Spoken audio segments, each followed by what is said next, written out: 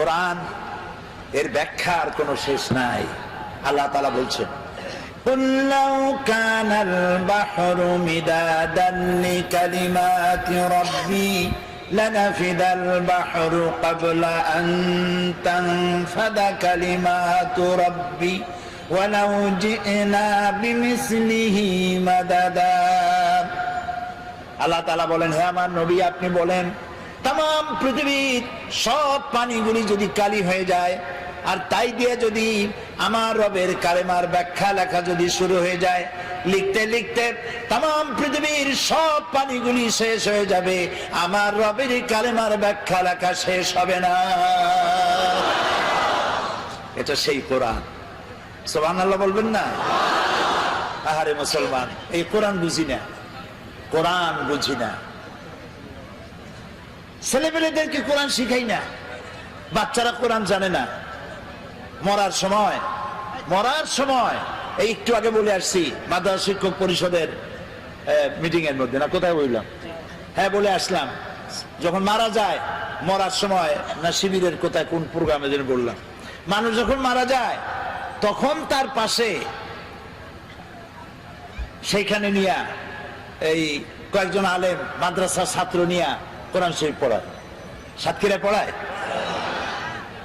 এবার যদি শুধু সাতক্ষীরা না, সারা বাংলাদেশে, আমি সাতক্ষীরারে ভালোবাসি সেই জন্য বারবার সাতক্ষীরা করি, তো সারা বাংলাদেশের সব জায়গায় মানুষ মরলে মাদ্রাসা থেকে কিছু আলেম ওলামা ছাত্র আইনিয়া কোরআন শরীফ পড়া, যে কোরআন শরীফ পড়ে।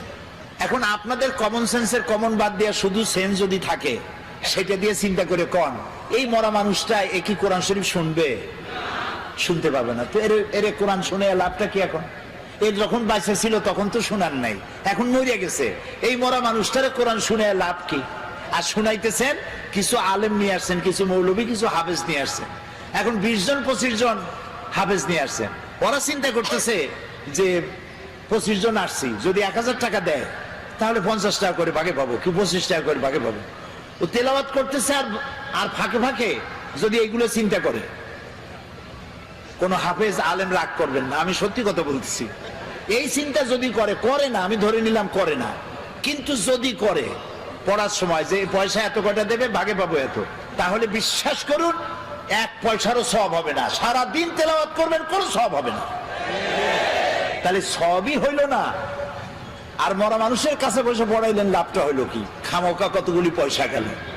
ছোটবেলায় শুনছিলাম একজন মৌলভী সাহেবের দাওয়াত দিছে, তার বাপ মারা গেছে, মিলাদ শরীফ পড়াবার জন্য, মিলাদ শরীফ পড়িয়া আমার বাপের নামে একটু সবরেসানি করে দেন। তো উনি মিলাদ শরীফ পড়ে তারপরে মোনাজাত করছে, আল্লাহ তাআলা যা পড়লাম, আদম আলাইহিস সালাম, নূহ আলাইহিস সালাম, ইব্রাহিম আলাইহিস সালাম, মুসা আলাইহিস সালাম করতে করতে নবী করিম সাল্লাল্লাহু আলাইহি ওয়াসাল্লাম, তারপর সাহাবী, তারপর তাবিঈন, তারপর উলামায়ে মুতাকাদ্দিমিন, মুতাআখিরিন, এরপর মুমিন মুমিনাত সব দিয়া, এরপর আল্লাহ এই কোরআন শরীফ যে পড়াইলো তার বাপের আমলনামায় দিয়ে দিও। এখন সব টপ দিয়া তারপর বসে কয়, ভাই খাবার কই? খাবার টাবার দেবেন না? কয় মোটেও দেবো না। কেন? কয় যে কি খাবার দেবো? 1 খতম হলো শরীফ পড়িয়া তুমি দিছো আদম আলাইহিস সালাম থেকে শুরু করে সবাই রে, তো আমার বাপে বাকি পাইছি কি? তো যে সব বাজানেরে তুমি দোয়া পাঠাইছো, ওগুলোর বাড়ি যেয়ে খাও, আমি খাওয়াতে পারবো না। ভুল পথে আগাচ্ছি। কোন মৌলভী সাহেব, মৌলানা সাহেবের দাওয়াত না দিয়া আমার সন্তান যদি কোরআন তেলাওয়াত জানতো, আল্লাহর নবী বলেন মুমূর্ষ ব্যক্তির কাছে বসে সূরা ইয়াসিন তেলাওয়াত করো, আল্লাহ রাব্বুল আলামিন মৃত্যুর আযাব কমায়া দিবে। মরতে বসছে, তখন ছেলেবেলেরা হা হুতাশ করতে চিল্লাইতেছে, কোরআন শরীফ পড়তে জানে না, হায়রে কপাল। জানাজা পড়তে গেছে, জানাজায় নিয়ে গেছে বাপের লাশ, সাতক্ষীরায় বাড়ি বানাইছে, ঘর আছে, দোকান আছে, পাট আছে, জমিন আছে, গাড়ি আছে, সব আছে, সন্তানরা আলেম বানায় নাই। জানাজা পড়তে একজন মৌলানা সাহেবের আনা লাগছে, একজন মৌলানা সাহেব, ইমাম সাহেব জানাজা পড়তে আসলেন, আর আপনার ছেলে প্যান্ট পরা, শার্ট পরা, পেশাব করছে কয়বার, পানি নেওয়া নেই একবার, প্যান্ট সর্বনাশ করা। ওই অবস্থায় দাঁড়ায় গেছে ইমামের পেছনে, আল্লাহু আকবার, বাপের কপালে যা আছে হোক। কথা কি আমি খারাপ বললাম না ঠিক বলছি? এখন যদি আপনার ছেলেটা আলেম হইতো, ওই ছেলেটা যদি বাপের লাশ সামনে নিয়ে জানাজা পড়াইতো তাহলে তার চোখ দিয়ে পানি বেরিয়ে যাইত। আপনি যদি আমারে বলেন হুজুর আমার মা মারা গেছে, আপনি একটু আমার মার জন্য কান্দে কান্দে দোয়া করেন, আমি দোয়া করতে পারবো, কিন্তু আমি কি কাঁদতে পারবো? বলেন কাঁদতে পারবো? আরে মা মরছে আপনার, আমি কাঁদবো কোন দুঃখে? এটা তো স্বাভাবিক কথা। সেই জন্য কোরআন ছেলেকে শিখান, সন্তানকে শিখান, মেয়েকে শিখান, নিজে শেখেন, বউরে শিখান, জীবন বাকি জীবনটা কোরআনের খেদমতে লাগায় দেন। বলেন আমিন। আল্লাহ যেন কবুল করেন, বলেন আমিন। এই কোরআন নাজিল হলো, রাসূলুল্লাহ মুখস্থ করতেছেন, এখন মুখস্থ করতে গিয়ে তাড়াহুড়ো করতেছেন যাতে একটা জের জবরও ভুল না হয়। আল্লাহ রাব্বুল আলামিন বলেন লা তুহাররিক বিহি লিসানাকা লিতাজালা বিহি। ও নবী, কোরআনকে মুখস্থ করার জন্য আপনার জিহ্বা এত নাড়াচাড়া করার প্রয়োজন নাই। আমার জিবরাইল যখন কোরআন শরীফ তেলাওয়াত করবে আপনার সামনে, জিবরাইলের সাথে মাত্র একবার উচ্চারণ করবেন আপনি, আপনার সিনার ভিতরে গোটা কোরআন শরীফ মুখস্থ করায় দেওয়ার মালিক আমি আল্লাহ। আপনারে মুখস্থ করাবো, আপনাকে তেলাওয়াত করাবো, সুবহানাল্লাহ। আপনারে তেলাওয়াত করবো, আপনি তেলাওয়াত করতে পারবেন, আপনি মানুষকে বুঝাইতে পারবেন। সুবহানাল্লাহি ওয়া বিহামদিহি। কোরআন নাজিল হলো, কোরআন দিয়ে নবী করিম সাল্লাল্লাহু আলাইহি সাল্লাম একটা বিরাট বিশাল বিপ্লব করে ফেললেন। একটা কিতাব, একটা বিপ্লব, একটা রিভলিউশন, একটা ইনকিলাব, একটা বিশাল পরিবর্তন। যারা চোর ছিল, শুনতেছেন শুনতেছেন ভাইরা, যারা ছিল চোর, যারা ছিল ডাকাত, তারা হয়ে গেল মানুষের সম্পদের পাহারাদার। যাদের জ্বালায় মেয়ে লোকেরা রাস্তা দিয়ে হাঁটতে পারত না, তারা হয়ে গেল নারীর সতীত্ব আর সম্ভ্রমের সংরক্ষণকারী। বানায় বললাম না ইতিহাস, ইতিহাস। সুবহানাল্লাহ। মারপিট করে ইসলাম আসে নাই, বোমাবাজি করে ইসলাম আসে নাই। আল্লাহ তাআলা তার রাসূলকে বলেছেন ইন্নামা আনতা মুযাক্কিরুন লাস্তা আলাইহিম বিমুসাইতির। হে নবী, আপনাকে পাঠাইছি আমি উপদেশক করে, আমি আপনাকে দারোগা করে পাঠাই নাই। মানুষ পিটাইয়া হিদায়াত করার কোনো প্রয়োজন নাই, শুধু মানুষকে বুঝান, যার কিসমতে আছে হেদায়েত হবে। আল্লাহ সব থেকে গণতন্ত্রের মূল্য দিছে বেশি। সুবহানাল্লাহ। গণতন্ত্রের মূল্য মানে, তার মানে হচ্ছে মানুষকে আল্লাহ অধিকার দিয়েছেন। মানুষ তো সূর্য না, চন্দ্র না, গাধাও না, ঘোড়াও না। মানুষ কি? তাও কইতে পারলেন না। মানুষ হলো মানুষ। আর সব থেকে সম্মান দেওয়া হয়েছে কারে? ওয়ালাকাদ কাররামনা বানি আদম। আল্লাহ তাআলা বলেন আদম সন্তানকে আমি সব থেকে বেশি সম্মান দিছি। সব থেকে বেশি সম্মান তোমাদের। তুমি কি লক্ষ্য করছো তোমার যত আমি দেই, এই খাবারগুলো কত যত্ন করে দিছি? আপনার বাড়ির ডিসি সাহেব, এসপি সাহেব, এমপি সাহেব, আপনার বাড়ি যদি মেহমান হয়, আপনি খোলা খাবার দেন? খাবারগুলো কি করে আনেন? ডাকে নিয়ে আসেন না? ডাকে নিয়ে আসেন। তো কি ডিসি আর এসপি আজ এসে কাল নাই, তাই না? এমপি কোন, মন্ত্রী কোন, আজ আছে কাল নাই, সত্যি না? এই বান্দাগুলি আছে এবং থাকবে, আসতে থাকবে। তো আল্লাহ তাআলা বলছেন আমি আদম সন্তানকে সম্মান দিছি। সম্মান শুধু এক জায়গায় না, বহু জায়গায়। যত খাবার দিলেন, খাবারগুলো সব প্যাকেট করে দিয়েছেন। কলা দিছেন, প্যাকেট করে দিছেন। আম দিছেন, কভার দিয়ে দিছেন। আনারস দিছেন, কাঁঠাল দিছেন। যত খাবার দিছে আপনি তাকায় দেখেন, সমস্ত খাবারের উপরে কভার দিয়ে পেঁচায়া খাবারগুলি দিছে। বান্দা এগুলি খা আর জন্মের মতো নাফরমানি কর নাকি? আমরা তো তাই করতেছি। আরে কপাল, যিনি করলেন মেহেরবানি আর আমরা করলাম নাফরমানি, ঠিক না? তো আল্লাহ তাআলা আদম সন্তানকে সম্মান দিয়ে আল্লাহ তাআলা বলছেন ওয়াকুলিল হাক্কু মির রাব্বিকুম। তোমার হে নবী আপনি বলুন যে প্রভুর পক্ষ থেকে, তোমার রবের পক্ষ থেকে এ কথাকে স্পষ্ট করে বলা হলো ফামান শাআ ফালিউমিন ওয়া মান শাআ ফালিয়াকফুর। রবের পক্ষ থেকে চূড়ান্ত ঘোষণা এসে যাওয়ার পর তুমি ইচ্ছে করলে আল্লাহর উপরে ঈমান আনতেও পারো, ইচ্ছে করলে বাগাওয়াত, বিদ্রোহ অস্বীকারও করতে পারো, এই ইখতিয়ার তোমার আছে। তোমাকে সূর্যের মতো বাধ্য করিনি প্রতিদিন পূর্ব দিগন্ত থেকে উদিত হয়ে পশ্চিম দিগন্ত অস্তমিত হবে, তুমি বাধ্য নও। জোয়ারের পানি একদিকে যাবে, ভাটির সময় আর একদিকে যাবে, তুমি বাধ্য নও। তুমি মানুষ, তোমাকে সব থেকে বেশি মর্যাদা দিয়েছি, অধিকার দিছি, তুমি আমার সবকিছু দেখো, দেখার পরে যদি পছন্দ হয়, ভালো লাগে, আমার উপর ঈমান আনো, আর পছন্দ না হইলে ঈমান আনো না। কিন্তু একটা সময় আছে যে সময় তোমাকে এই সব কিছুর জবাব আল্লাহর কাছে দিতে হবে। সুবহানাল্লাহ। কোরআন হচ্ছে সেই কিতাব যা দিয়ে মানুষকে আল্লাহ তাআলা বুঝাইছে। এখন আমাদের ইয়াং জেনারেশন, নতুন প্রজন্ম, নতুন বলেন প্রজন্ম, যারা ডিজিটাল বোঝে খুব ভালো, নতুন প্রজন্ম, কম্পিউটার বোঝে, ডিজিটাল বোঝে, অ্যানালগ বোঝে, সব বোঝে। ওই যুবকেরা লেখাপড়ার সঠিক পদ্ধতিতে না হওয়ার কারণে, আমি যুবকদের দোষ দিচ্ছি না, দোষ হচ্ছে সিস্টেম অফ এডুকেশন, শিক্ষা পদ্ধতির দোষের কারণে নতুন জেনারেশন তারা বুঝতেছে কোরআন হচ্ছে 1400 বছর আগের পুরানা, আর বিজ্ঞান হচ্ছে নতুন। বিজ্ঞান হচ্ছে কোরআনের চাইতে শ্রেষ্ঠ, বিজ্ঞান সবকিছু দিয়েছে, কোরআন তো কিছুই দেয় নাই, এই চিন্তা করতেছে যুবকেরা, ওরা বোঝে না সেই জন্য। কিন্তু আজ থেকে 1400 বছর আগে এই কোরআন নাজিল হয়েছে। বর্তমান বিজ্ঞান পরিশ্রম করে, মেধা খরচ করে, তারপরে অর্থ খরচ করে যেসব বিষয় এখন আবিষ্কার করছে, এ সব কিছু আল্লাহ রাব্বুল আলামিন 1400 বছর আগে এ কোরআনে বলে রেখেছে। গত সেপ্টেম্বর মাসের 12 তারিখ, রমজান মাস, আরব আমিরাতের উপরাষ্ট্রপতি, প্রধানমন্ত্রী, দুবাইয়ের শাসক মোহাম্মদ বিন রাশেদ আল মাকতুম আমাকে দাওয়াত দিয়েছিলেন।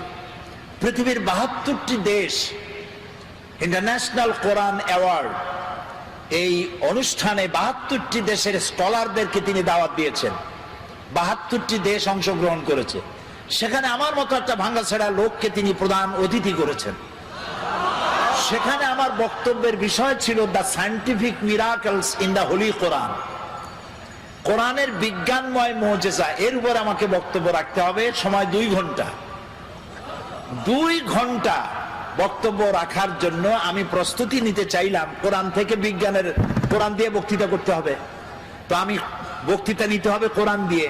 এ কোরআন তো ওয়াজের সবচেয়ে বড় কিতাব। ওয়াজের সবথেকে বড় কিতাব কোনটা আমরা বুঝি না, সেই জন্য কিসসা কাহিনী ছাড়া ওয়াজই হয় না।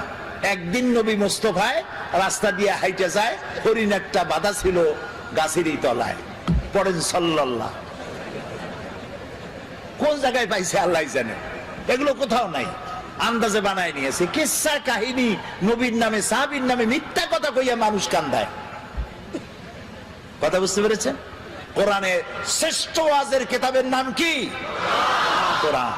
আমি যেহেতু আমাকে বক্তব্য রাখতে হবে, সেখানে সরকারি লোকজন থাকবে, সেই মাহফিলে প্রিসাইড করেছেন অ্যাটর্নি অফ ল ইব্রাহিম দুমেলহা, তিনি প্রিসাইড করলেন।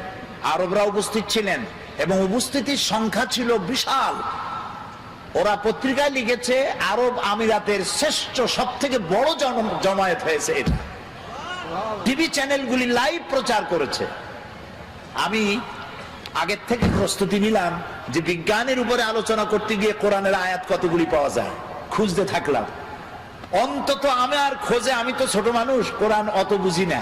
লোকেরা কয় মুফাসসিরে কোরআন, আসলে তো কোরআনের তালিব ইলম, আমি কোরআনের ছাত্র। খুঁজতে খুঁজতে পেলাম বিজ্ঞানের সমর্থক, বিজ্ঞানের তথ্যসূত্র পাওয়া যায় এমন আয়াতের সংখ্যা অন্তত 1000-এর কাছে চলে যাবে। এই যে চাঁদ, পূর্ণিমার দিন আমরা চাঁদ দেখি, পূর্ণিমার রাতে চাঁদ দেখেন না? এই চাঁদ আলো দেয়। আজ থেকে 100 বছর আগে মানুষের ধারণা ছিল চাঁদ নিজেই আলো দেয়। আর ছোটবেলায় দাদা, নানা, নানি তারা বলতো, দাদু মনে বুঝছো? বলে কি? কই যে চাঁদে কালো কালো দেখা যায়, ওটা কি জানো? বলতাম না, জানি না তো। কয় ওটা হলো একটা গাছ। সুবহানাল্লাহ, চাঁদের মধ্যে গাছ। ছোটবেলায় চিন্তা করতাম, কয় যে শুধু গাছ না, ওখানে একটা বুড়ি আছে সুতা কাটে। তখন চিন্তা করতাম যে আরে এই বুড়ি এত কষ্ট করে সুতা কাটে, সারাদিন তো খায় কি। পরে কিন্তু ওই ধারণা আমাদের এখন আর নাই, ঠিক না? ভূমিকম্প সম্পর্কে প্রশ্ন করা হতো, ভূমিকম্প কি জানো? বলতাম না জানি না। তো যে একটা গরুর দুইটা শিঙে পৃথিবী, শিং যখন ব্যথা করে তখন এক শিং থেকে আর এক শিঙে যখন পাল্টায় তখন পৃথিবী কাঁপে ওঠে। চিন্তা করতাম ওরে বাবা, গরুটা কত বড়, শিংটা কত মোটা। এখন কি তাই বিশ্বাস করি? করি না। আজ থেকে 100 বছর আগে ছিল চাঁদ নিজে আলো দেয়, কিন্তু পরবর্তী সময় বিজ্ঞানীরা আবিষ্কার করলো যে না, চাঁদ আলো যেটা দেয় ওটা ধার করা আলো, ওর নিজের আলো নাই। এ কথা বিজ্ঞান আবিষ্কার করলো এই শখানেক বছর হলো। কিন্তু বিজ্ঞান জানলো 100 বছর আগে, আর তার 1300 বছর আগে জেনেছেন মুহাম্মদুর রাসূলুল্লাহ সাল্লাল্লাহু আলাইহি ওয়াসাল্লাম। এই কোরআনে সূর্যকে বলা হয়েছে শামসুন। কোরআনে সূর্যকে কি বলা হয়েছে? শামসুন, সিরাজুন, ওয়াহাজুন, দিয়াউন। এর অর্থ কি? সিরাজ, শামস, দিয়া, এক একটার এক একটা অর্থ আছে। কোনটার অর্থ হচ্ছে প্রদীপ্ত প্রজ্জ্বল, কোনটার অর্থ হলো উত্তাপ সৃষ্টিকারী, আলো বিকিরণকারী। এটা হলো সূর্য। আর চাঁদের কথা যখন আল্লাহ বলেছেন তখন বলেছেন কামারান মুনিরা। কামার মানে চাঁদ, মুনিরা মানে আলোক প্রাপ্ত। যে চাঁদ আলো পায়া আলো বিকিরণ করে ওইটার নাম হলো চাঁদ। সুবহানাল্লাহ। তাহলে চাঁদের যে নিজের আলো নাই, এই কথা বিজ্ঞান বোঝার আগে বুঝছে কে? বলেন মুহাম্মদ রাসূলুল্লাহ সাল্লাল্লাহু আলাইহি ওয়াসাল্লাম। বিজ্ঞানীরা মনে করেছিল, এই যে অনেকে বলে, যুবকরা বলে, সুশীলরা বলে, সুশীল বুদ্ধিজীবী, বুদ্ধির ঠেলায় দেয়ার ইজ নো গড, আল্লাহ নেই। আমি জানি না কত বোতল খাইলে পরে এই কথা বলতে পারে যে আল্লাহ নাই। আরে বেটা, তুই হইছিস কেমনে? এই পৃথিবী এমনি এমনি হইছে? এই মাইকটা এমনি এমনি হইছে? এই সামান্য ব্রিজটা এমনি এমনি হইছে? কেউ তো বানাইছে। তো মাইকটা, সাইকেলটা, জুতাটা সবটা বানাইতে কেউরে লাগলো, আর তোমারে বানাইতে কেউরে লাগে নাই, এমনি এমনি হইছে। আল্লাহ রহম করুক, বলেন আমিন। তো ওরা বলে যে দেয়ার ইজ নো গড, স্রষ্টা বলতে কেউ নেই। তো কি হয়েছে? তো এমনি এমনি হয়েছে সব। এরপরে বিজ্ঞানীরা দেখলো যে চাঁদ হলো পৃথিবীর সব থেকে, নবী করিম সাল্লাল্লাহু আলাইহি ওয়াসাল্লামকে বিশ্বাস করতে চায় না, কোরআনকে বিশ্বাস করতে চায় না, বলে যে আমাদের বিজ্ঞানীরা তো চাঁদে গেছে। আরে মুহাম্মদ সাল্লাল্লাহু আলাইহি ওয়াসাল্লাম কদ্দুর গেছে, উনি তো আর চাঁদে যাইতে পারে নাই, কাজে বিজ্ঞানীদের গুরুত্বই বেশি। তা আমি বলি ভাই, চাঁদ হলো পৃথিবীর সব থেকে নিকটতম উপগ্রহ। চাঁদ হলো পৃথিবীর মাটি থেকে 2,32,000 মাইল দূরে। এটা একটা উপগ্রহ, পৃথিবীর চাইতে ছোট বা বড়। কিন্তু সূর্য হচ্ছে পৃথিবীর মাটি থেকে 9,30,00,000 মাইল দূরে, ঠিক না? আর ওই সূর্যটা হলো পৃথিবী থেকে 13 লক্ষ গুণ বড়।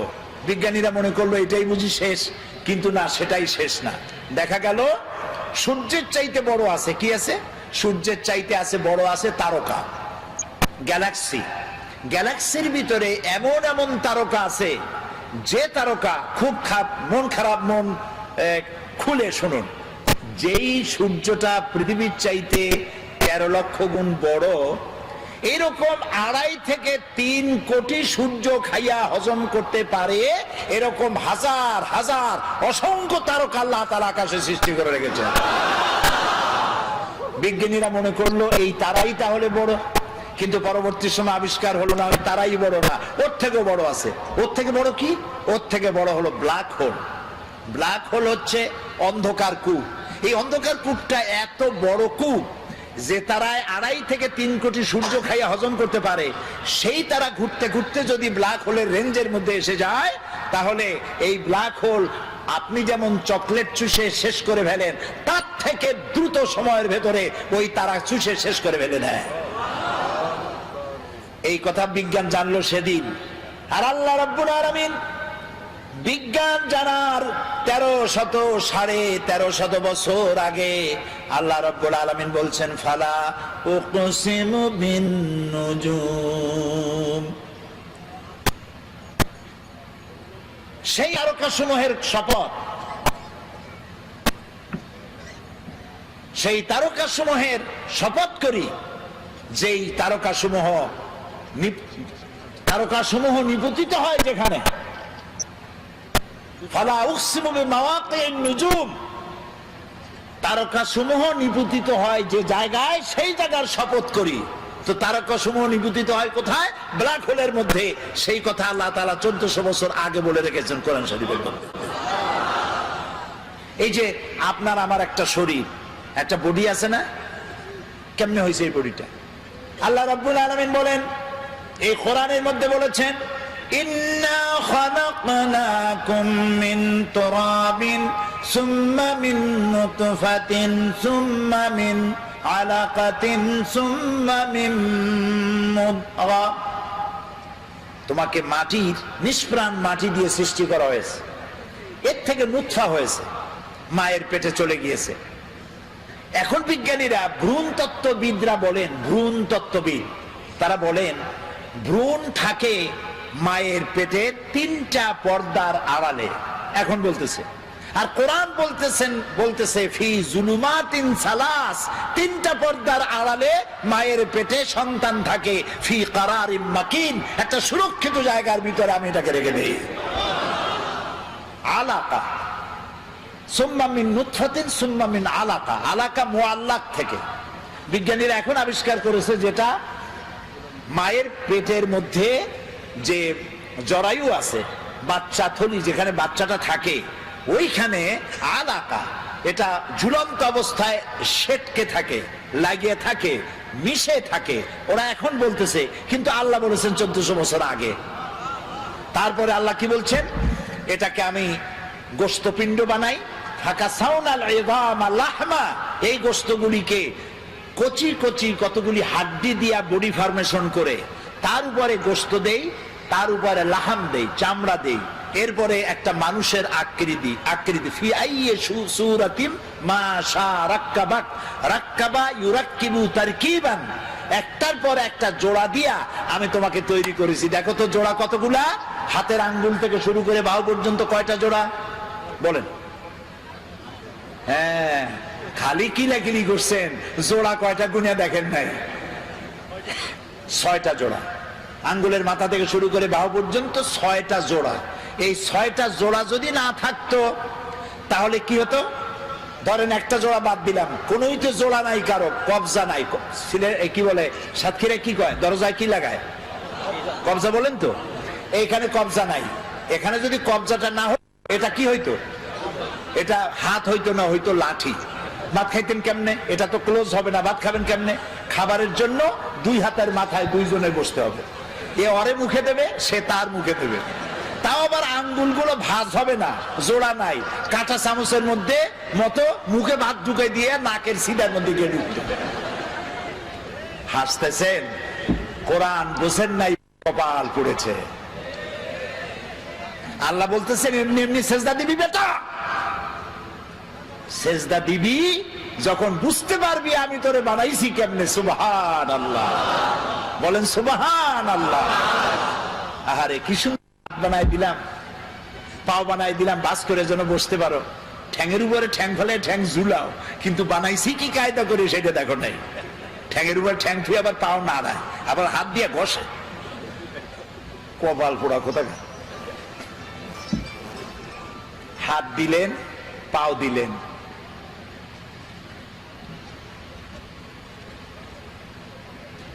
ঠোঁট দিলেন কথা বলার জন্য, ওয়ালিসানা ওয়া শাফাতাইন ওয়া হাদাইনাহুন নাজদাইন। সুবহানাল্লাহ কোন? আচ্ছা, এই যে 2টা ঠোঁট, আগেই কোন সুবহানাল্লাহ। আচ্ছা, এই 2টা ঠোঁট যদি না থাকতো, ঠোঁট দুটো কত সুন্দর, হাসি দিলে এই ঠোঁটেই সৌন্দর্য বাড়ায় দেয়। দাঁত আর ঠোঁট দুটো মিলে হাসির সৌন্দর্য বাড়ায়। বুড়া মানুষের দাঁত নাই, সে যদি হাসে তার হাসি একরকম। জি, আবার দাঁত ভাঙ্গাদের দাঁত নাই, ফাঁক ফাঁক, ওর হাসি একরকম। পুরা দাঁতগুলি আছে, ঠোঁটও আছে, এর হাসি আবার আর এক রকম। এখন ঠোঁটবিহীন মুখের চিন্তা করেন, ঠোঁট নাই, মনে হবে যেন বেসকি দিয়ে রয়েছে সারাক্ষণ। কি সুন্দর 2টা ঠোঁট দিয়া দিলেন। আপনি ঠোঁট নাড়বেন, জিহ্বা নাড়বেন, আপনার মনের কথাগুলি ভাষা হইয়া বেরিয়ে গিয়ে অন্যকে বুঝাতে সহযোগিতা করবে। সুবহানাল্লাহ, আল্লাহু আকবার, আরো জোরে কও আল্লাহু আকবার। এই সুন্দর করে চেহারা দিলাম, সুন্দর করে বানালাম, চোখ দিলাম দুইটা, এই চোখ দুইটা এই দুই জায়গায় না দিয়া যদি কপালের উপরে দিতাম, পারতেন না? আল্লাহ ক্রিকেট খেলাইতে পারতেন, বল হাসিয়া চোখ দুইটা একেবারে স্যান্ডউইচ হইতো জায়গায়। বল খেলতে গিয়া, হ্যান্ডবল ফুটবল খেলতে গিয়া আছাড় খাইয়া ডিমের মামলেট হয়ে যেত দুইটা চোখ। এই চোখ দুটো সেফ জায়গায় রাখা হয়েছে, উপর একটা হাড্ডি, নিচে একটা হাড্ডি, মাঝখানে চোখ, যাতে ধাক্কা মাক্কা লাগলেও চোখের উপরে না লাগে। আহারে আহারে আমার আল্লাহ।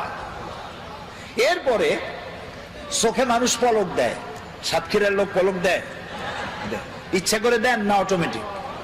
অটোমেটিক।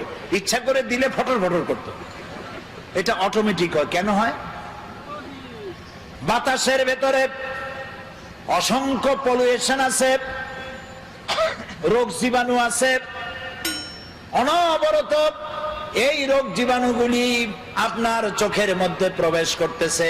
আল্লাহ রাব্বুল আলামিন চোখের ভিতরে এক প্রকার মেডিসিন জাতীয় পানি রেখে দিয়েছেন, অটোমেটিক চোখের পলক পড়তেছে, আর প্রতি মুহূর্তে আল্লাহ রাব্বুল আলামিন আপনার চোখকে ক্লিন করে দিতেছে।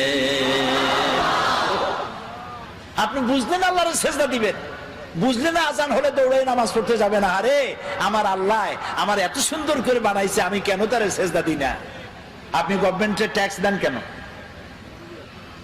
এই যে বিদ্যুৎ বিল, বাড়িতে বিদ্যুৎ আছে না, যদি আপনি বিদ্যুতের বিল না দেন, বারবার যদি প্রত্যেক মাসে বিল বাকি, জরিমানা হবে। জরিমানাও দিলেন না, বিলও দিবেন না, লাইন থাকবে? থাকবে না। তো আল্লাহ যে আলো দিলেন বিল চাইছে, আল্লাহ যে বাতাস দিলেন বিল চাইছে, সূর্য দিলেন বিল চাইছে, পানি খান বিল চাইছে। গভর্নমেন্ট চায়, আল্লাহ চায় না। কারণ গভর্নমেন্ট যত বড় হোক এ সব ফকির, এগুলো কি মাতবাড়ি যাই করুক, আল্লাহ তাআলা বলছেন ওয়াল্লাহু গানিয়্যুন ওয়া আনতুমুল ফুকারা। আল্লাহ হচ্ছেন গনি আর তোরা গোষ্ঠী শুদ্ধ ফকির। হাজলামি করবি তো টাইট করে দেব। ফেরাউনরে মারছে কি করিয়া? সুবাইয়া। নমরুদরে জুতা মারিয়া। সেই জুতা আছে না গেছে? কদিন আগে পড়ছে না একজনের কপালে? কার কপালে? একেবারে আসল জায়গা, জুতা রিজার্ভ, বেকায়দা করবা, জুতা আছে। সেই জন্য বুঝতে হবে, আল্লাহরে চিনতে হবে। এই কোরআন এই কথাগুলি শেখায়, একটা আমার বানানো কথা নয়, এই সবগুলি কোরআন শরীফের ভিতরে আছে। তোমারই কেমনে বানাইছি? ফালিয়ানজুরিল ইনসান, মানুষ চিন্তা করুক তার নিজের ব্যাপারে, তার নিজের ব্যাপারে চিন্তা করুক, তারে আমি কেমনে বানাইছি। সুবহানাল্লাহ বলেন। আপনার পা থেকে শুরু করে মাথা পর্যন্ত যে নার্ভ সিস্টেম, রগের যে সিস্টেমটা আছে, শরীরের সমস্ত রগগুলি যদি ছিঁড়া পাশাপাশি সাজানো যায়, 3 একর জমিন লাগবে সাজায় রাখতে। একটা মানুষের শরীরে এত রগ আছে। এই রগগুলি কেন? আপনি যা খান সমস্ত খাবারগুলিকে কার্বোহাইড্রেট বলা হয়, কার্বোহাইড্রেট। আর কার্বোহাইড্রেট হলো ডাল, ডাল জাতীয় খাদ্য, আটা, আটা জাতীয় খাদ্য, চিনি, চিনি জাতীয় খাদ্য, চাউল, চাউল জাতীয় খাদ্য। এই খাদ্যগুলি আপনি খেলে পরে এ দিয়ে পেশাব হয়, পায়খানা হয়, আর রক্ত হয়। রক্তগুলি কেন? শরীরকে তরতাজা রাখার জন্য, শরীরকে উষ্ণ রাখার জন্য, কার্যক্ষম করে রাখার জন্য। এখন রক্ত শরীরের যে এলাকায় যাবে না সেটা প্যারালাইজড হয়ে যাবে। সমস্ত শরীরে রক্ত প্রবাহিত করার জন্য আল্লাহ রাব্বুল আলামিন আপনার বডির মধ্যে একটা জেনারেটর দিয়েছেন। ওই জেনারেটরের নাম কি বুদ্ধি করে কোন তো? হার্ট। হার্টটা কোথায়? মাথায়। কোন জায়গায়? এই যে এইখানে। এই হার্ট অনবরত পাঞ্চিং হচ্ছে, সিস্টোলিক এন্ড ডায়াস্টোলিক। এটা এরকম করতেছে, দেখতেছেন আমার হাত এরকম করতেছে। তো এরকম করতে করতে এরকম করে যদি আর না ছাড়লো তাহলে বলা হলো হার্ট অ্যাটাক করেছে, লোকটা হার্ট অ্যাটাক করে মারা গেছে। আর যখন হসপিটালে থাকে তখন বলে, এটা সাধারণ লোকের ব্যাপারে বলে না, নেতাদের ব্যাপারে বলে, অমুক নেতা হসপিটালে মৃত্যুর সঙ্গে পাঞ্জা লড়িতেছেন। কত বড় বীর, মৃত্যুর সাথে পাঞ্জা লড়ে। ছাগল কি আর গায়ে লেখা থাকে? আরে বাবা, আজরাইলকে, মালাকুল মউতকে যখন মানুষ দেখবে, দেখার সাথে সাথে তার এত বড় পিপাসা হবে, তার মনে হবে 7টা সমুদ্রের সব পানি খেলেও আমার পিপাসা মিটবে না। মালাকুল মউতকে দেখলে এমন অবস্থা হবে, সেই মউতের সাথে পাঞ্জা লড়বা তুমি? কুজাও চাইছি তো শুইতে। তো হার্ট এ পাঞ্চিং করছে, রক্তগুলো টানতেছে, ছড়িয়ে দিচ্ছে, মাথা থেকে বলেন পা পর্যন্ত ছড়িয়ে দিচ্ছে। এখন চিকিৎসা বিজ্ঞানী যারা, তারা কিন্তু নাস্তিক হয় না। আমার বয়স তো কম হলো না, আল্লাহ তাআলা তার এই কোরআনের খেদমত করার সুযোগ দিয়েছেন অর্ধ শতাব্দী, প্রায় 50 বছর কোরআনের কারিমের খেদমত করেছি। আল্লাহ তৌফিক দিয়েছেন বাংলাদেশ থেকে উত্তর গোলার্ধ থেকে দক্ষিণ গোলার্ধ পর্যন্ত পৃথিবীর 4-5টি মহাদেশের অন্তত 50টিরও বেশি দেশ সফরের তৌফিক আল্লাহ দিয়েছেন। এবং এই কোরআনের ব্যাখ্যা বলার কারণে এ পর্যন্ত আমার মতো আল্লাহ তাআলা ছোট্ট গোলামের কাছে অমুসলিমরা যা ইসলাম কবুল করেছে, তাদের সংখ্যা 600 ছাড়াই গেছে। আন্দাজে হয় নাই, কোরআনের ব্যাখ্যার কারণে হয়েছে। গল্প গুজব দিয়া, কাহিনী কেচ্ছা দিয়া কান্দাইয়া হয় নাই। কানছে তো আল্লাহর মহব্বতে, কানছে আল্লাহর ভয়তে, কানছে জাহান্নামের ভয়তে, কানছে আল্লাহ করেছেন মেহেরবানি, আমি করেছি না ফরমানি। এই অপরাধের ভিত্তিতে মানুষ কেঁদেছে, আমিও কেঁদেছি, জনগণও কেঁদেছে। তো আল্লাহ তাআলা বলছেন, দেখো এখানে একটা হার্ট আছে, পাল্ব। এটার নাম কি? পাল্ব, হৃৎপিণ্ড। এই হৃৎপিণ্ডটা এটা পাঞ্চিং করছে, ওর মধ্যে মোটা মোটা এইরকম কতগুলি তার আছে। এগুলোকে চিকিৎসা বিজ্ঞানীদের ভাষায় বলা হয় আর্টারি। এই তার, এরকম মোটা তার আছে।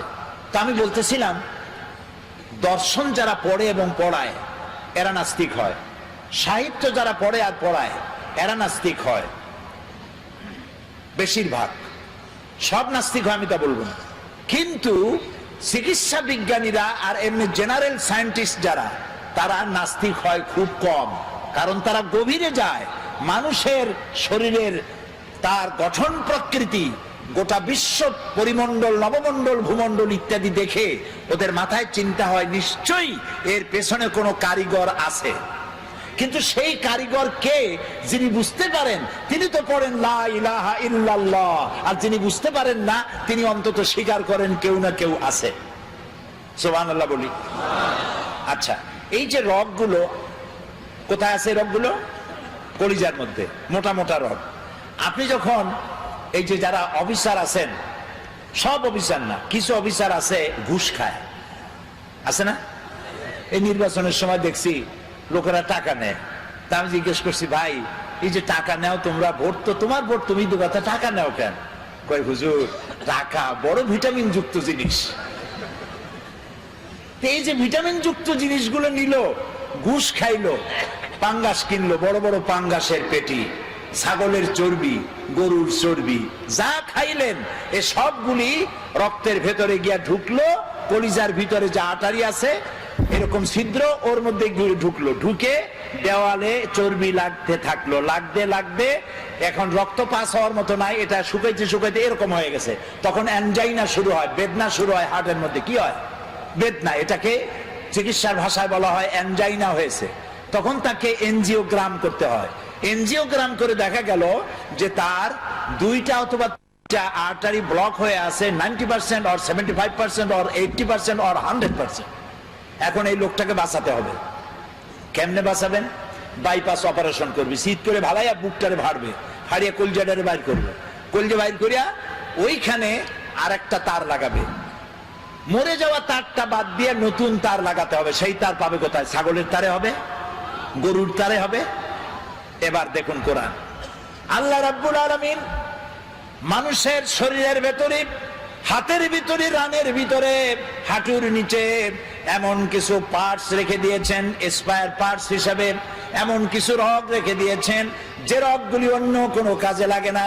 চিকিৎসকগণ সেই রগগুলি কেটে নিয়ে হার্টের বাদ পড়া রক্তরে বাদ দিয়ে নতুন করে হাতির থেকে রগ নিয়ে আবার রক্ত চলাচল করে মানুষটার জীবন আবার ফিরে পেয়ে যায়। এই হচ্ছে আমার আল্লাহ তাআলা, সুবহানাল্লাহ। এই হচ্ছে আমার আল্লাহ তাআলা। কিডনি লাগবে দুইটা, একটা আল্লাহ দিয়েছেন কয়টা? দুইটা। চোখ একটা হলেও সারত, কিন্তু আল্লাহ দিছে কয়টা? দুইটা। শোনার জন্য কান কয়টা? দুইটা। এই কান যদি গাদার মতো লম্বা হইতো, পুলিশের হাতে পাইলে টানতে টানতে নিয়ে যেত। শোনার কামও হবে আর দেখার সৌন্দর্য হবে। সুবহানাল্লাহ কবেন না? আহারে, আল্লাহ তাআলা বলছেন ফি আইয়ি সূরাতিন মা শা রাক্কাবা, কি সুন্দর করে তোমারে বানাইছি, একটু তাকায় দেখো। আরে হাতের চামড়া, পায়ের চামড়া দেখো, বুকের চামড়া আর পিঠের চামড়া দেখো। পায়ের উপরের চামড়া একরকম, পায়ের তালুর চামড়া আর এক রকম। পায়ের উপরে, পাতার উপরে যে চামড়াটা, ওই রকম চামড়া যদি হতো পায়ের তলে, প্রত্যেক দিন জুতায় হাফসুল করে যেরকম, ওইরকম হাফসুল করা লাগলো পায়ে। হাতের তালুর চামড়া, পিঠের চামড়া, বুকের চামড়া, পিঠের চামড়া একরকম না। সুবহানাল্লাহ বলবেন না? তারপরে নাকটা একদম মুখের কাছে রাখা হয়েছে, যাতে করে আপনি খাবার দিলে আপনি বুঝেন। হোটেলে খাইতে গেছেন, নাম করা হোটেল, হোটেল আল হায়াত, কিন্তু মৌতের ব্যবস্থা আছে ওখানে। হোটেলের নাম হোটেল আল হায়াত। সেখানে 5 দিনের পচা ইলিশ, খাসির গোশতের নামে পাতিশিয়ালের গোশত। এখন খাইতে গেলে নাক একদম মুখের কাছে, নাক সার্টিফাই করবে, নাক বলে দেবে বেটা খাস না, 5 দিনের পচা ইলিশ। কিন্তু এই নাক যদি মুখের কাছে না হইয়া শরীরের দূরতম কোনো জায়গায় হতো, তাহলে খাবার বানাইয়া জামা গেঞ্জি উল্টাইয়া এরপরে তার কাছ থেকে সার্টিফিকেট নিয়ে তারপর মুখে দেওয়া লাগতো। তাও সুবহানাল্লাহ কবেন না? আল্লাহ তাআলা এত সুন্দর করে এ মানুষকে সুগঠিত করেছেন, সুন্দর করে বানিয়েছেন, তারপরে এই পৃথিবীকে সুসজ্জিত করেছেন মানুষের থাকার জন্য, পড়ার জন্য। আল্লাহ তাআলা বলছেন এই পৃথিবী তোমার জন্য আমি সৃষ্টি করেছি, খালাকা লাকুম মা ফিল আরদি জামিয়া, এই পৃথিবীতে যা সৃষ্টি করেছি সব তোমার জন্য। বিজ্ঞানীরা বলেছেন হিমালয় পাহাড়ের অত্যুচ্চ শিখর থেকে শুরু করে আটলান্টিক মহাসাগরের অতল তলদেশ পর্যন্ত যা কিছু আছে সব মানব সেবায় নিয়োজিত, সব মানুষের সেবা করছে। এই মাত্র 50-60 বছর আগের কথা হবে। প্রশান্ত মহাসাগর, প্যাসিফিক ওশান, প্রশান্ত মহাসাগরের ভিতরে একটি নদী আবিষ্কার হয়েছে। এই নদীটা 400 কিলোমিটার লম্বা আর 150 কিলোমিটার চওড়া। সমুদ্রের মধ্যে নদী, তার মানে কি? তার মানে হচ্ছে সমুদ্রের পানি কি নোনা না মিঠা? বলেন সবাই, নোনা পানি। ওই এলাকার পানিগুলি আল্লাহ বানাইছেন মিষ্টি, এটা আবিষ্কার হয়েছে। তো সমুদ্রের নোনা পানির মধ্যে মিষ্টি পানি, মাঝখানে কিন্তু কোনো পার্টিশন নাই। মারাজাল বাহরাইনে ইয়ালতাকিয়ান বাইনাহুমা বারযাখুল লা ইয়াবগিয়ান, কোনো পার্টিশন নাই, হিজাব নাই, বাঁধ নাই।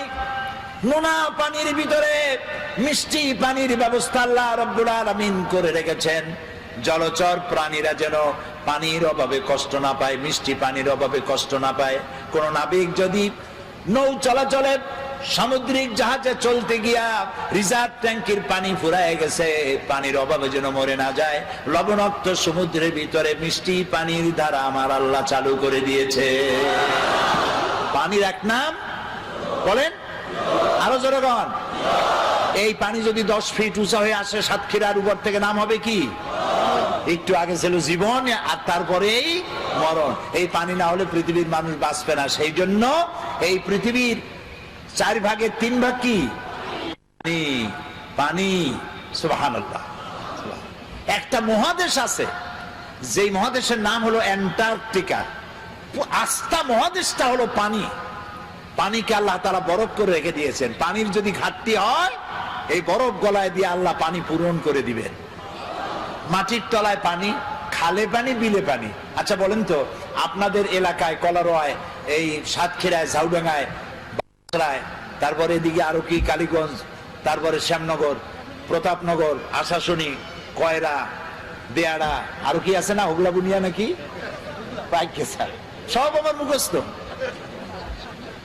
এই এলাকার নদীগুলো সোজা না বেঁকা বেঁকা? হ্যাঁ, সমস্ত খাল আর নদী কি বলেন? বেঁকা বেঁকা। কেন? সোজা যদি হইতো তাহলে দুই দিকের মাটি সমানভাবে পানির পরশ পেত। বাঁকা বাঁকা করে সব দিকের মাটি পানি নিতে পারে এই ব্যবস্থা করেছে আমার আল্লাহ রাব্বুল আলামিন। এরপরেও মাটির আরো পানি প্রয়োজন, প্রাণী জগতের আরো পানি প্রয়োজন। সেজন্য রব্বুল আলামিন বলেন, আল্লাহুল্লাযী আরসালার রিয়াহা ফাতুসিরু সাহাবা ফাসুকনাহু ইলা বালাদিন মাইয়িতিন فأحيينا به الأرض بعد موتها كذلك النشور سبحان الله الله الذي أرسل الرياح আল্লাহ হচ্ছেন তিনি যিনি বাতাসকে প্রবাহিত করেন, সমুদ্রের লবণাক্ত পানিগুলি উত্থিত করেন, মেঘমালায় পরিণত করেন। সুবহানাল্লাহ। করেন। এই মেঘ কে বানায়? পানি কে উঠান? আনতুম আনজালতুমুহু মিনাল মুজনি আম নাহনুল মুনজিলুন। ওই আকাশ থেকে পানি কে বর্ষণ করে? তুমি করো না আমি করি? আল্লাহ করে। এরপরে এই মেঘকে আল্লাহ অর্ডার করেন, বাতাসকে বলে দেন বাতাস মেঘমালা টেনে আশা শুনি কালীগঞ্জ এবং সাতক্ষীরার আকাশের উপরে নিয়ে যা। আপনারা আবার মনে মনে খুশি হবেন না যে সাতক্ষীরা বুঝি কোরআন শরীফ আছে। এগুলো আমি ব্যাখ্যায় বললাম। আল্লাহ যখন অর্ডার করেন, মেঘ পরিচালক ফেরেশতা মেঘ বাতাসকে হুকুম করে, আল্লাহর হুকুমে বাতাসে মেঘ চলে আসলো। কোথায় আসলো? সাতক্ষীরা আসলো। আসলো কোথায়? এবার আল্লাহ যদি ইচ্ছা করেন, মেঘের পানিকে কলসির মতো কান্দা দিয়া যদি ঢেলে দেন, তাহলে ঘর বাড়ি ভেসে যাবে, মানুষ শেষ হয়ে যাবে। আল্লাহ রাব্বুল আলামিন কণা কণা বৃষ্টি নাজিল করে দেন, ফোঁটা ফোঁটা বৃষ্টি। এই ফোঁটা ফোঁটা বৃষ্টি পৃথিবীর শুষ্ক বালু কণা কোথায় আছে খুঁজে খুঁজে বের করে সমস্ত শুষ্ক বালু কণাগুলিকে আল্লাহ সিক্ত করে দেন। তারপরে মরা জমিনকে আল্লাহ তাআলা জিন্দা করে দেন বৃষ্টির পানি দিয়া। মরা জমিন কি হয়ে গেল? জিন্দা হয়ে গেল। এখন চাষ করেন, বীজ বপন করেন। আল্লাহ তাআলা বলেন, এই যে বীজ বপন করলা, আনতুম আনশাতুম শাজারাতাহা আম নাহনুল মুনশিউন। ওই মাটির তলায় যে বীজ তুমি বপন করলা, ওটা তো পচায়ও দিতে পারতাম। ওই মাটি ফাইড়া বীজটা অঙ্কুরিত হলো। কে করলো? তুমি করছো না আমি করছি? সুশীলরা করছে না বুদ্ধিজীবীরা করছে? কে করছে? জোরে বলেন, আল্লাহ তাআলা। এভাবে আমি ফসল উদ্গত করলাম, ধান হইল, ধানের মধ্যে চাউল দিলাম। যদি চাউল না দিতাম, লাউ নাশাউ জাআলনাহু উজাজান, না লাউ নাশাউ জাআলনাহু হুতামা ফাযালতুম তাফাক্কাহুন। যদি আমি ওই ধানের মধ্যে চাউল না দিতাম, তাহলে তুমি কি করতা? বাল নাহনু মাহরুমুন, কপালে আঘাত করতে আর বলতো, আরে মাহরুম হয়ে গেলাম, বঞ্চিত। ধানগুলারে আল্লাহ সিটা বানাইতে পারে না? কে বলছে?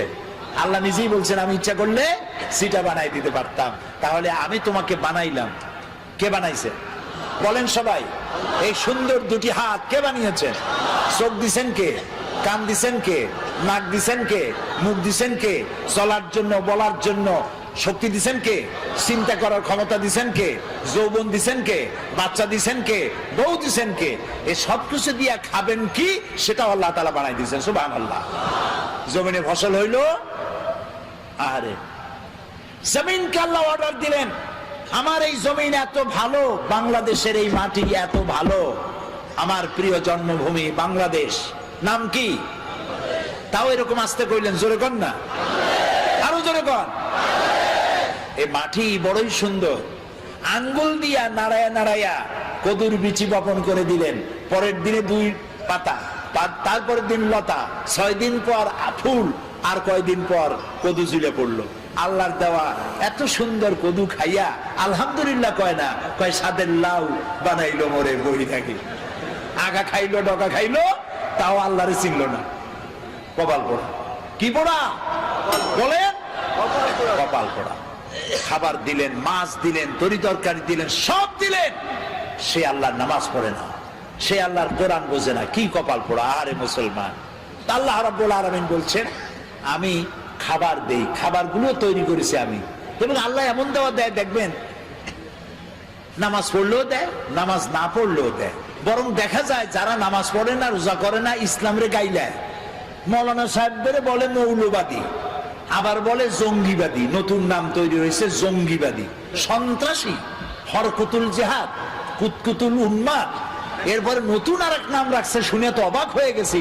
নতুন নাকি আরেকটা দল বাইরে হয়েছে, সেটার নাম আল জঙ্গিতুল জংলা। এ আবার কোন জঙ্গলে আল্লাহ জানে। এরা নতুন নতুন নাম রাখে, আলেমদেরকে বদনাম দেয়, আলেমদেরকে বদনাম দেয়। ওরা নামগুলি আবিষ্কার করে আর মনে করে মৌলবীরা বুঝবে না, কিন্তু আমরা যে বুঝি ওরা আবার তা বোঝে না।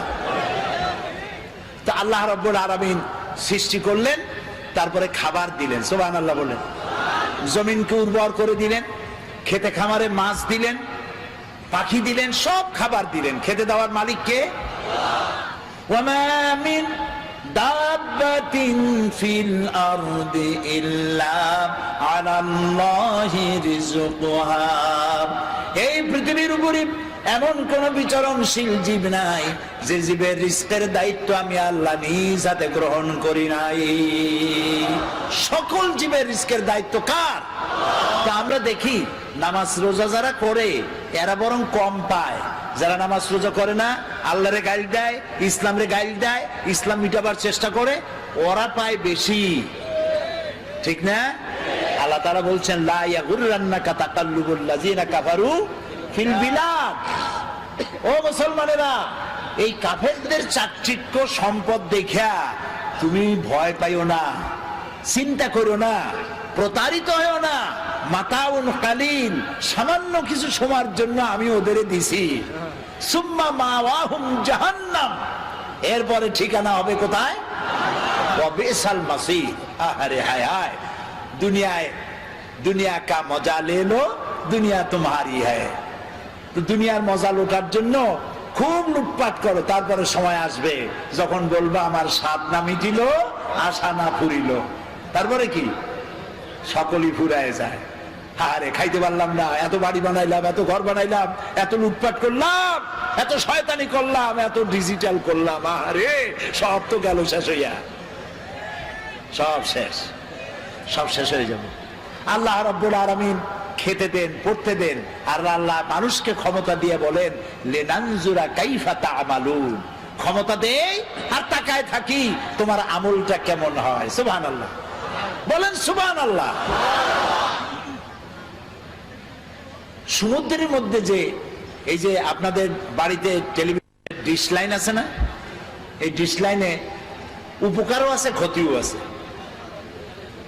এত সব বাজে ছবি আসে, এগুলি বন্ধ করা ভালো, কন্ট্রোল করা ভালো। কিন্তু ভালো ভালো ছবিও আছে, যেমন ন্যাশনাল জিওগ্রাফি একটা চ্যানেল আছে, ডিসকভারি একটা চ্যানেল আছে, এনিম্যাল প্ল্যানেট একটা, এনিম্যাল প্ল্যানেট একটা চ্যানেল আছে, আছে না? এই চ্যানেলগুলি আমি মাঝে মধ্যে দেখি। সমুদ্রের ভিতরে সব থেকে বড় জলচর প্রাণীর নাম কি? তিমি। নীল প্রজাতির তিমি যেটা, সেটার ওজন 5000 টন পর্যন্ত হয়। একটা মাছের ওজন 5000 টন পর্যন্ত। ওটা যে বাচ্চা দেয়, তিমিতে ডিম পারে না, কি দেয়? বাচ্চা দেয়। তো মা যেমন, বাচ্চাও তো তেমন। বাচ্চাটা পৃথিবীতে যেদিন আসে সেদিন থেকে শুরু করে প্রত্যেক দিন তার দুধ লাগে 50 থেকে 60 মণ।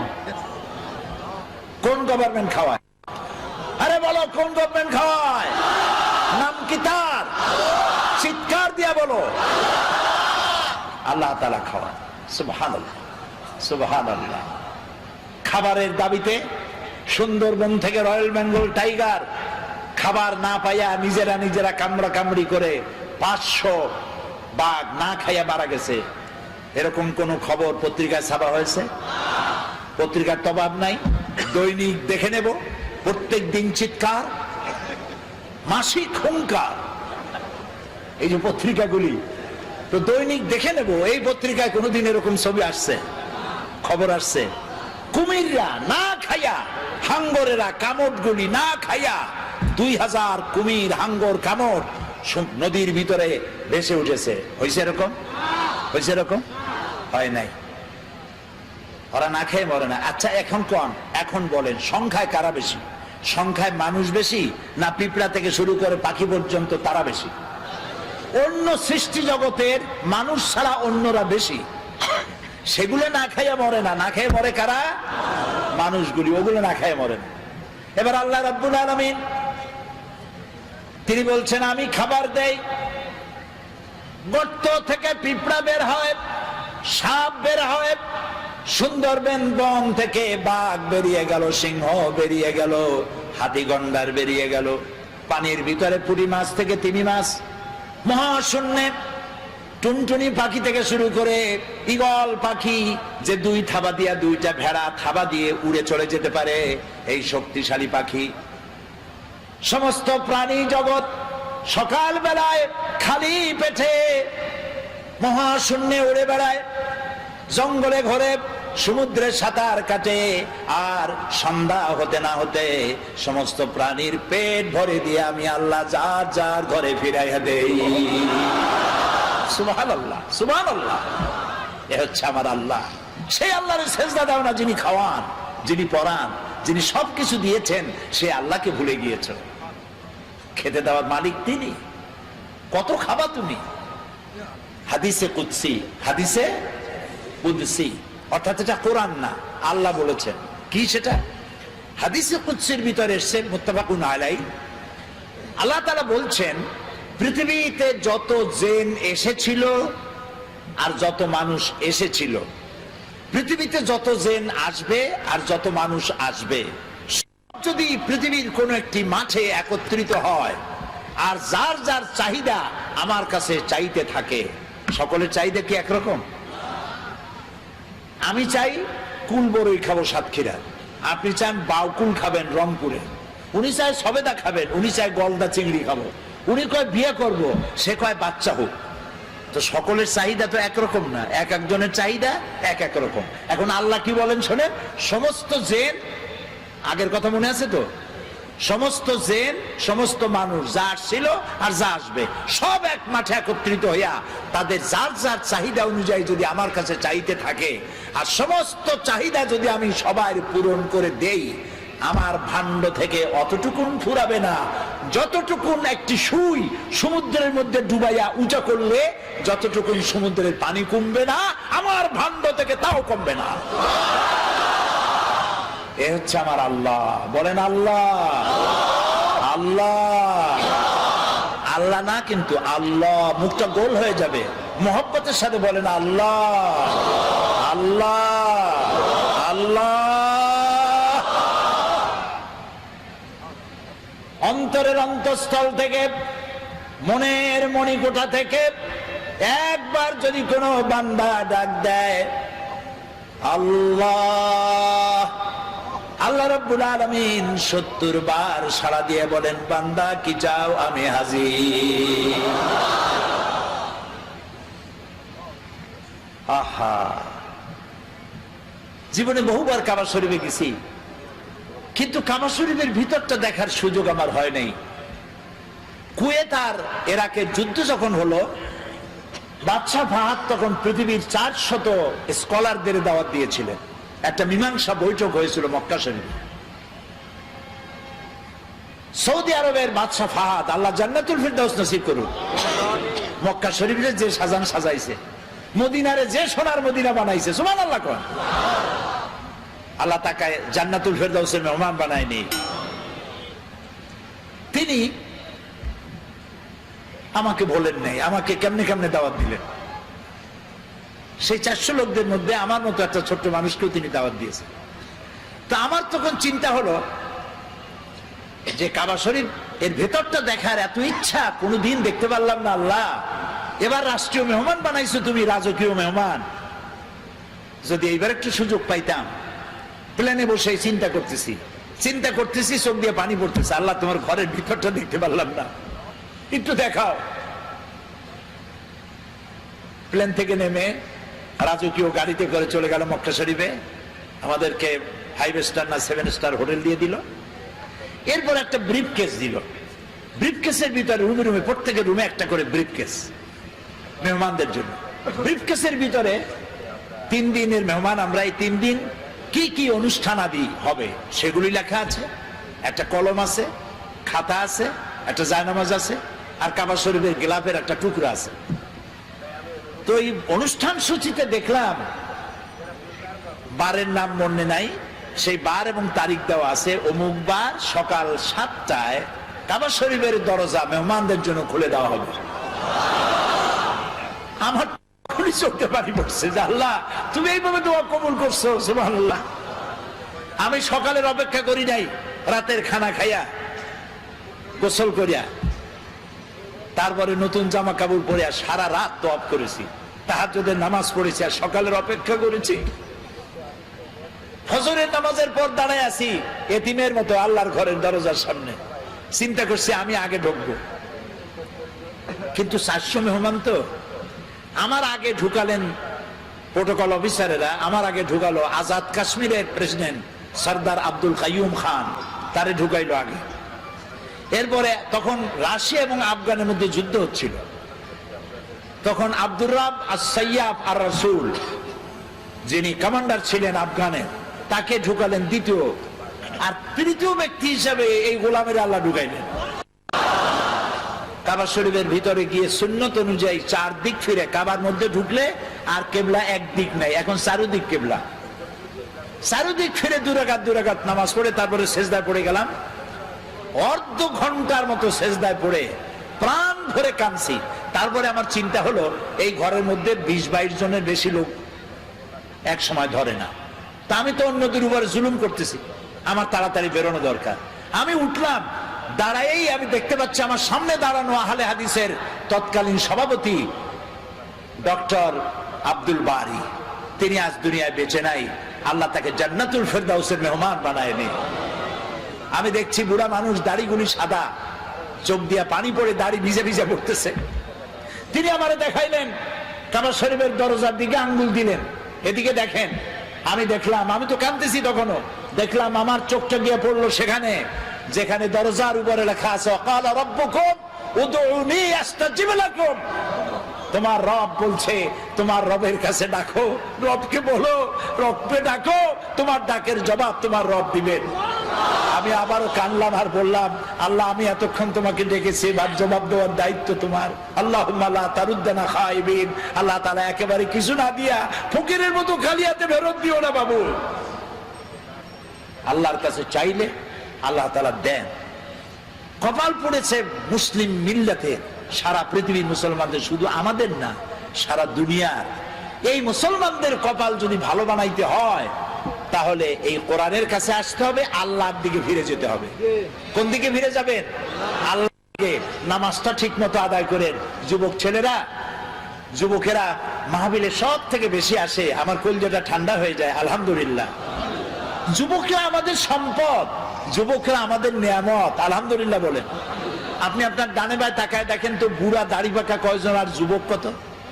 আপনি যদি রেশিও ভাগ করেন তো আমার কাছে আমি যা দেখতেছি 10% বুড়া মানুষ হতে পারে, 90% যুবক এসেছে মাহফিলে। এই যুবকরা, তরুণরা আমাদের সম্পদ। আমার রাসূল কি বলেছেন জানেন? আমার রাসূল বলছেন উসিকুম বিশ-শাবাবে খায়রা ফাইন্নাহুম আরাক্কু আফইদা লাকাদ বাসানি আল্লাহু বিল হানিফিয়্যাতি সামহা ফাহালাফানি আশ-শাবাব ওয়া খালাফানি আশ-শায়ুখ ক্বালা নবী সাল্লাল্লাহু আলাইহি ওয়াসাল্লাম। রাসূলুল্লাহ বলেছেন তোমরা যুবকদের প্রতি সহৃদয় হয়ো। কে বলছেন? বলেন। যুবকদের প্রতি, তরুণদের প্রতি সহৃদয় হও, কারণ আল্লাহ তাআলা আমাকে উদারতা সহকারে দিন প্রতিষ্ঠা করতে পাঠাইছেন পৃথিবীতে। এই দিন প্রতিষ্ঠার কাজে আমাকে সহযোগিতা করেছে যুবকেরা, আর বিরোধিতা করেছে। রাসূলুল্লাহ কথাটা কার? আল্লাহ রাসূলের কথা। কার কথা? আমাকে দিন প্রতিষ্ঠার কাজে সহযোগিতা করেছে বলেন যুবকেরা, বিরোধিতা করেছে বুড়োরা। এবার আপনি দেখেন, ইতিহাস দেখেন, যারা ইসলাম কবুল করেছিল তারা কারা? হযরত আবু বকর ইসলাম করেছেন, কবুল করেছেন বয়স 37 বছর, 40-এর নিচে। হযরত ওমর ইসলাম কবুল করেছেন 26 বছর বয়স। হযরত আব্দুর রহমান বিন আওফ, জুবাইর ইবনুল আওয়াম বয়স 17 বছর। হযরত আলী ইসলাম কবুল করেছেন বয়স 8.5 বছর। 8.5 থেকে শুরু করে সব বিলো 40-এর নিচে রাসূলকে সাহায্য করেছে, রক্ত দিয়েছে, জীবন দিয়েছে। আর বিরোধিতা করেছে কারা? আবু জাহাল, আবু লাহাব, উতবা, সাইবা, মুগিরা, আবু সুফিয়ান, গোষ্ঠী সুদ্ধা সব 40-এর উপরে। এখন এই মাহফিলে যারা বুড়ো আসছেন আমার, তারা আবার কিন্তু মন খারাপ করবেন না। আমরা ওই বয়সটা পার হয়ে আসছি, ওই যৌবনকালটা পার হয়ে আসছি। সেই যৌবন শ্রেষ্ঠ যৌবন, যার যৌবনকালটা আল্লাহর জন্য দিয়ে দিয়েছেন। সুবহানাল্লাহ। আরে ভাই, যুবকেরা অনেক সময় বলে একটু এখন হলো যৌবনকাল, এই এখন কি নামাজ পড়বো? বুড়ো হইলে নামাজ পড়বো। বুড়ো হইলে নামাজ পড়বা, বুড়ো কাল পাবা, তার কি কোনো নিশ্চয়তা আছে? এক নাতি, তার দাদা কুজো হয়ে গেছে। কুজো লোক আছে না? হইলে কুজো হয় না? নাতি বলতেছে দাদারে, দাদা বর্ষিটা কিনছো কত দিয়া? দাদা বুঝতে পারছে, দাদা ভাই কেনা লাগবে না, সময় আসলে তুমি একটা মাগনা পাবা।